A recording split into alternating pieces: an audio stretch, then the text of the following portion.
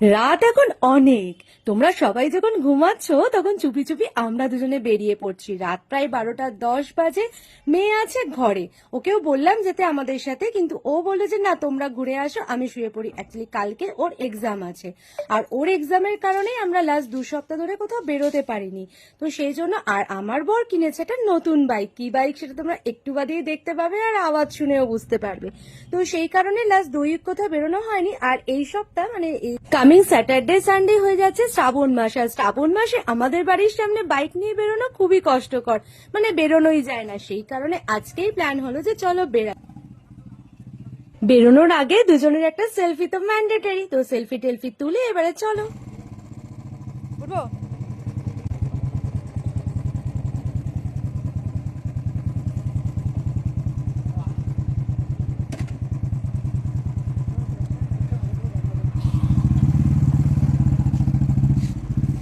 Helmet পরে বেরোনোর কথা ওকে আমি বললাম, কিন্তু ও বললো যে মেয়ে তো বাড়িতে আছে, তো আমরা তো বেশি দূর কোথাও যেতে পারবো না, একটুখানি এদিক ওদিক ঘুরে চলে আসবো।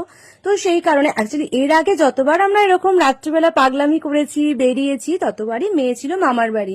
এই প্রথমবার মেয়েকে বাড়িতে রেখে আমরা দুজনে বেরোচ্ছি।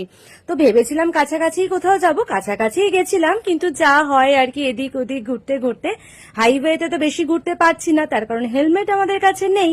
তো সেই কারণে দেখো আমরা চলে এসেছি লোচা ডানকুনি মাঠ, এই জায়গাটার নাম। যারা এই শেওড়াফুলি বৈদ্যবাটি অঞ্চলে থাকো তারা নিশ্চয়ই এই জায়গাটা চেনো। তো বেশ ফাঁকা ফাঁকা জায়গা, আর এখানে না পাট চাষ হয়েছে, আর রাস্তার দুধারে ওই পাটগুলো পচানো হয়েছে বলে এত পাট পচার গন্ধ যে কি বলবো, বেশিক্ষণ টেকা গেল না ওখানে।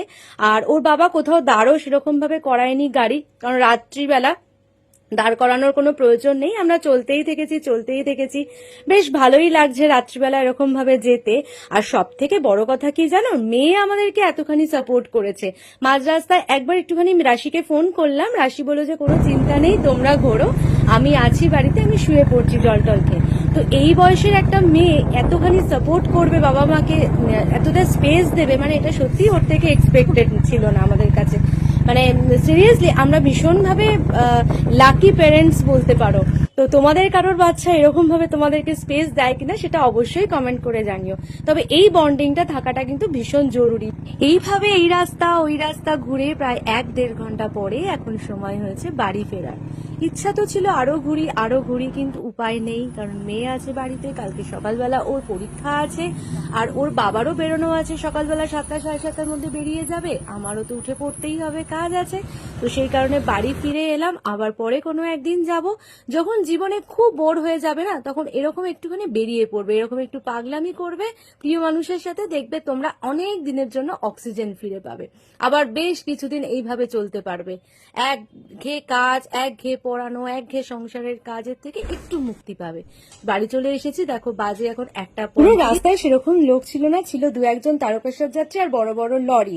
তো ওর বাবা জিজ্ঞাসা করছে যে কেমন লাগলো। অ্যাকচুয়ালি এই বাইকটা কেনার পক্ষপাতী আমি সেরকম ভাবে ছিলাম না, সেই কারণে জিজ্ঞাসা করছি।